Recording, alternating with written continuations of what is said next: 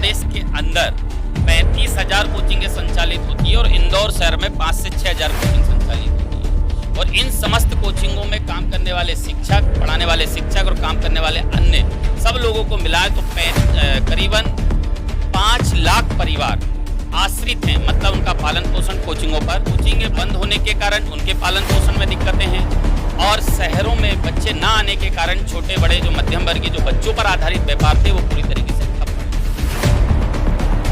Corona संक्रमण की वजह से इंदौर में लगभग सभी गतिविधियां शुरू हो चुकी है, लेकिन कोचिंग संस्था और सभी प्रोफेशनल इंस्टीट्यूट पर 7 महीने से अभी तक ताला लटका हुआ है, जिसे लेकर इंदौर कोचिंग ओनर्स एसोसिएशन ने मीडिया से रूबरू होते हुए अपनी पीड़ा जाहिर की।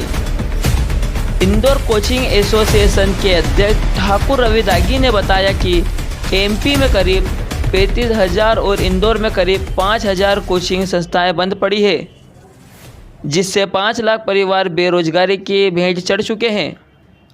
शासन प्रशासन ने अभी गतिविधियों को शुरू कर दिया है, लेकिन कोचिंग पूर्ण रूप से बंद है।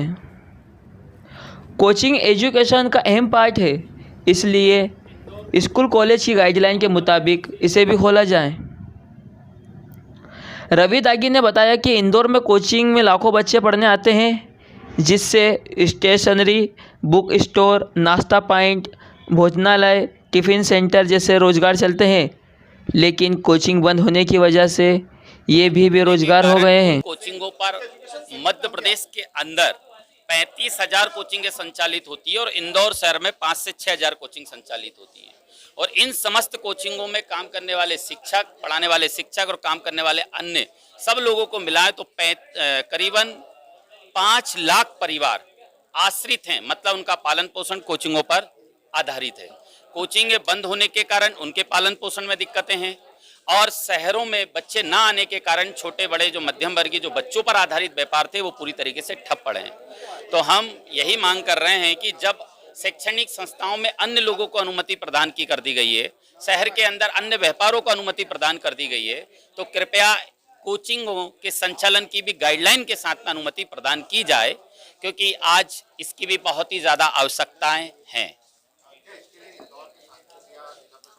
बिल्कुल, कोचिंग ने सबने संगठित होकर सांसद महोदय जी से भी निवेदन किया है और कलेक्टर महोदय जी से भी निवेदन किया था और मध्य प्रदेश सरकार से भी निवेदन किया है और अब आपके माध्यम से सार्वजनिक रूप से निवेदन कर रहे हैं कि कृपया हमारी ओर ध्यान दें। जब एजुकेशन से जुड़ा हुआ काफ़ी बड़ा कुलमा आप देख रहे हैं देश के अंदर है और एजुकेशन जो प्रायोरिटी में होना चाहिए, हम आखिरी में अनुमति मांग रहे हैं। जब सब कुछ खुल गया है, मतलब हर एक चीज खुल गई, उसके बाद हम अनुमति मांगने आ रहे हैं, मतलब हमारे पर बिल्कुल ही ध्यान नहीं तो हमें बीच में और पहले ही अनुमति दे देना था।